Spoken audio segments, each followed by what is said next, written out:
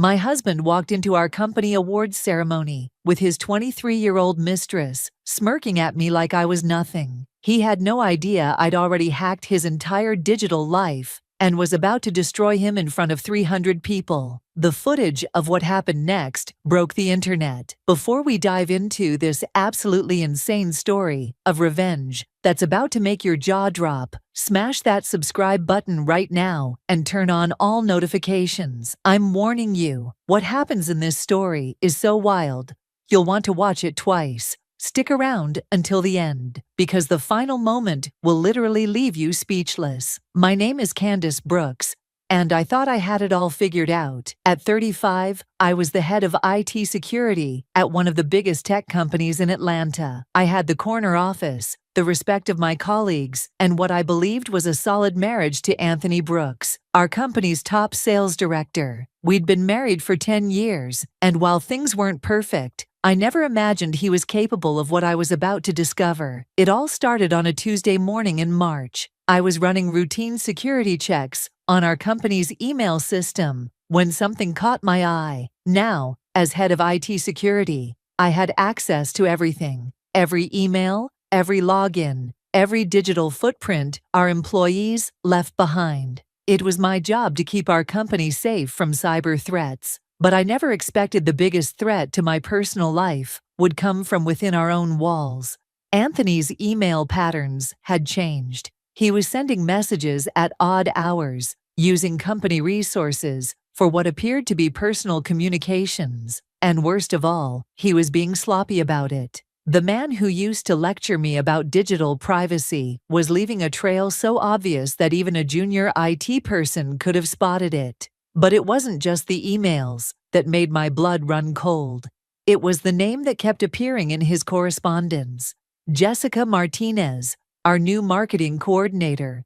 She was 23 years old, fresh out of college, and apparently very interested in my husband's mentorship.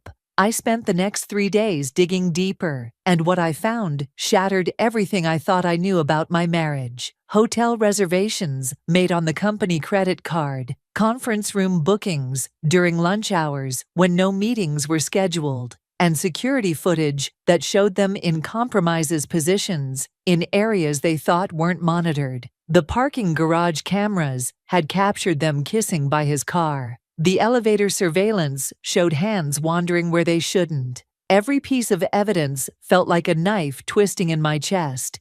But I kept digging because I needed to know the full extent of his betrayal. The worst part wasn't just the affair, it was how stupid they both were about it. Jessica was using her company email to send him explicit messages, talking about their future together, asking when he was going to leave his boring wife for her. Anthony, meanwhile, was promising her promotions, better assignments, and even hinting at a transfer to our New York office where they could start fresh. Reading those messages felt surreal, like watching someone else's life fall apart in real time. But Anthony wasn't done humiliating me. 3 weeks after I'd discovered their affair, he came home with the most insulting announcement of our entire marriage. Our company's annual awards ceremony was coming up. A black tie event held at the Ritz-Carlton downtown, where all 300 employees, plus executives from other companies and industry partners, would gather to celebrate the year's achievements. It was always a big deal, but this year felt different because Anthony was nominated for Salesperson of the Year, an award that came with a $50,000 bonus and a guaranteed promotion. "I'm bringing Jessica to the ceremony," he announced over dinner, not even having the decency to look me in the eye. "She's been helping me with my client presentations, and I think it would be good for her career to network with some of the industry people who'll be there."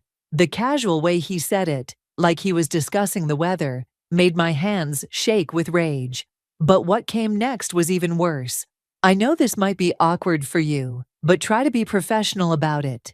We're all adults here, and I don't want any drama at a work event." Drama. He was worried about me causing drama while he planned to parade his mistress around in front of our colleagues, friends, and my professional network. The sheer audacity of it took my breath away, but instead of screaming, crying, or throwing things like he probably expected. I just smiled and nodded. "Of course," I said sweetly. "I understand completely. You have to do what's best for the company." That night, while Anthony slept peacefully next to me, probably dreaming about his big night with Jessica, I made a decision that would change everything. I wasn't going to be the victim in this story. I wasn't going to quietly endure his humiliation or beg him to reconsider. Instead, I was going to use every skill, every connection, and every piece of access I had to make sure Anthony got exactly what he deserved. You see, Anthony had forgotten something crucial about his wife. I wasn't just any IT professional. I was the person who knew every secret, every vulnerability, and every digital skeleton in our company's closet. More importantly, I was the person everyone trusted. In 10 years at the company, I'd never leaked information, never abused my access, and never used my position for personal gain. My reputation was spotless, and that was about to become Anthony's biggest nightmare. Over the next 2 weeks, I conducted my own private investigation into my husband's professional life, and what I found made his personal betrayal look like child's play. Anthony hadn't just been cheating on me, he'd been cheating the company out of hundreds of thousands of dollars. His sales reports were completely fabricated, those record-breaking numbers that had earned him his nomination. They were based on contracts he'd stolen from other salespeople, deals he'd claimed credit for but never actually closed, and phantom clients that existed only on paper. But it got worse. Anthony had been running expense account fraud for over 2 years, billing the company for fake business trips, inflated client dinners, and equipment that never existed.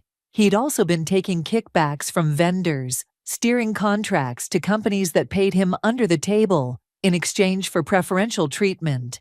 The man who acted like such a dedicated employee was actually a master manipulator who'd been systematically stealing from the company that had given him everything. The evidence was overwhelming, and more importantly, it was all digital. Every fake invoice, every altered report, every fraudulent expense claim was sitting in our servers, just waiting for someone with the right access and knowledge to connect the dots. And lucky for justice, I had both. I also had allies. LaToya Williams, our HR director, had been my best friend since college. She'd noticed the way Anthony treated me at office events, the subtle put-downs and dismissive comments he thought no one else caught. When I showed her what I'd discovered, she didn't just believe me, she was ready to help. Miranda Thompson, the CEO's assistant, had also seen enough of Anthony's arrogance over the years to know he wasn't the golden boy everyone thought he was. These women understood what it meant to be underestimated in corporate America, and they were ready to make sure Anthony faced the consequences of his actions. The night of the awards ceremony arrived faster than I expected. I spent extra time getting ready, choosing a stunning black dress that made me feel powerful and confident. Anthony barely looked at me as we got dressed, too busy texting Jessica to coordinate their evening. He'd told her to meet him at the hotel bar before the ceremony,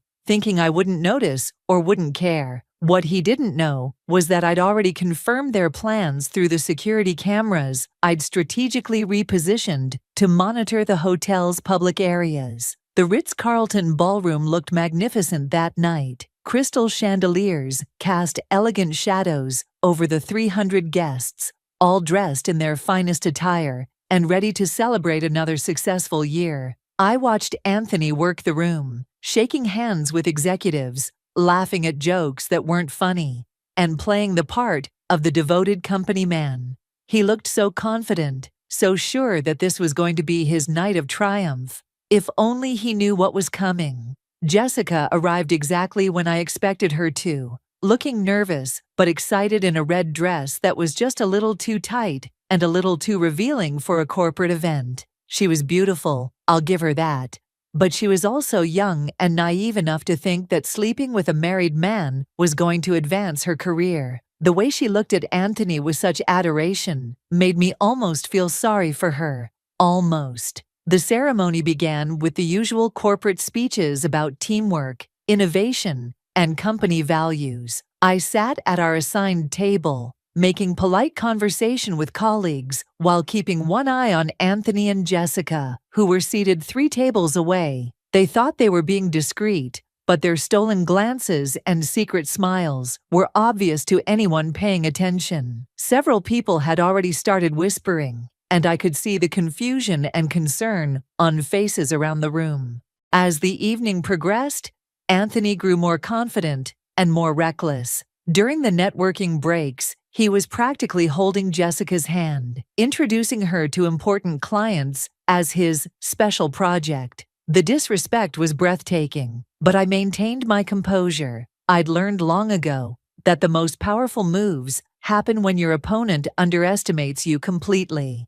The technical awards came first, recognition for our IT security improvements, which earned me a standing ovation and a moment of pride, despite everything else happening. Then came the marketing awards, the customer service recognition, and finally, the sales categories. Anthony straightened his tie and adjusted his cufflinks as they announced the Salesperson of the Year nominees. His name was called third, and he stood up with a broad smile, waving to the crowd like he'd already won. But instead of announcing the winner immediately, our CEO decided to showcase each nominee's achievements with a presentation on the big screens positioned around the ballroom. This was where LaToya, Miranda, and I had worked our magic. What appeared to be a celebration of Anthony's record-breaking year quickly became something very different. The first slide showed Anthony's reported sales figures, impressive numbers that had earned him recognition and respect throughout the company. But then the next slide appeared, showing the actual client contracts and payments received. The numbers didn't match, not even close. Confused murmurs rippled through the crowd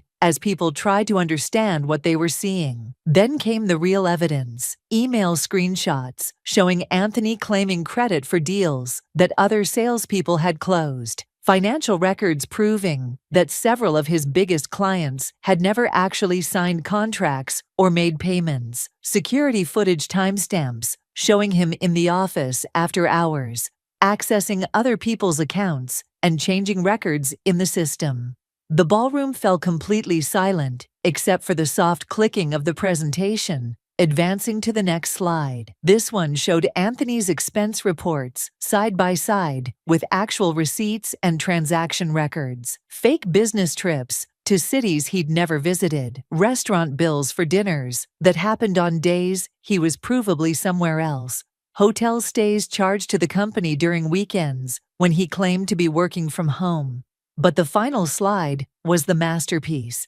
It showed a detailed financial analysis of Anthony's theft, complete with dates, amounts, and legal implications. The total came to over $200,000 in fraudulent expenses, stolen commissions, and embezzled funds. At the bottom of the slide, in bold red letters, were the words, "Evidence compiled by IT Security and submitted to FBI Financial Crimes Division. Case number 2024-FC-8847. The silence in that ballroom was deafening. 300 people sat frozen, trying to process what they'd just witnessed. Anthony's face had gone completely white, his confident smile replaced by an expression of pure terror. Jessica looked confused and horrified, finally understanding that she'd attached herself to a criminal rather than a rising star. Our CEO stood up slowly and walked to the microphone. His voice was steady but cold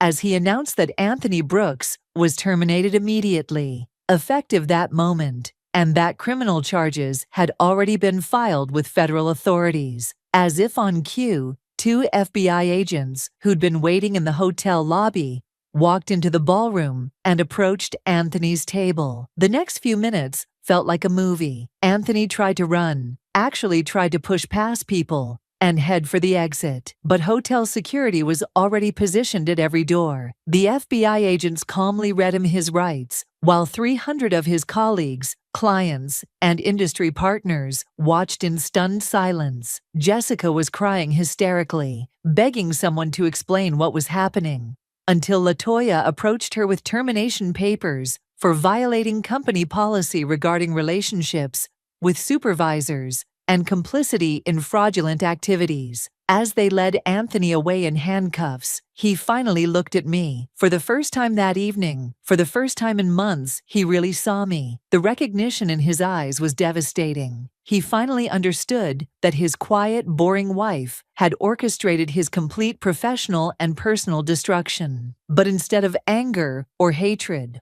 all I felt was a profound sense of justice finally being served. The aftermath was swift and merciless. Anthony's arrest made the local news, then the industry publications, and eventually went viral on social media when someone leaked security footage of his attempted escape from the ballroom. His professional reputation was destroyed overnight, and the criminal charges meant he was facing serious prison time. Jessica's career in marketing was over before it really began, and their relationship crumbled under the weight of legal proceedings and public embarrassment. For me, the consequences were entirely different. Our CEO publicly praised my investigative work and commitment to corporate integrity. The board of directors offered me a promotion to Chief Technology Officer, along with a substantial salary increase and stock options. More importantly, I gained something I hadn't realized I'd lost: respect for myself and confidence in my own worth. The divorce proceedings were surprisingly straightforward.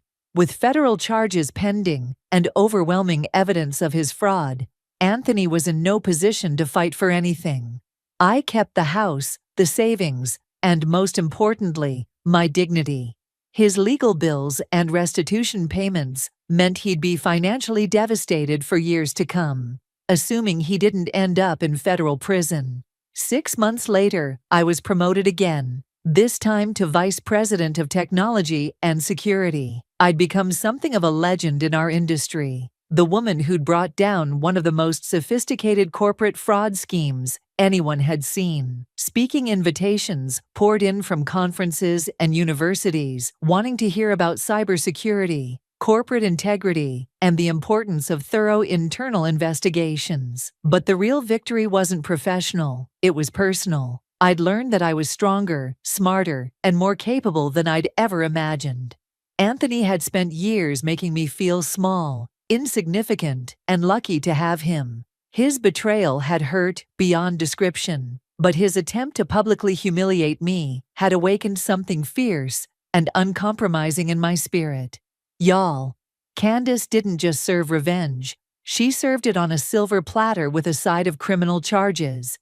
If this story had you on the edge of your seat, absolutely destroy that like button and share this with everyone you know. Seriously, drop a comment and tell me, would you have had the patience to plan like Candace did, or would you have confronted him immediately? Make sure you're subscribed with notifications on, because stories this crazy don't come around every day. Until next time, remember, never underestimate a woman who knows where all your passwords are.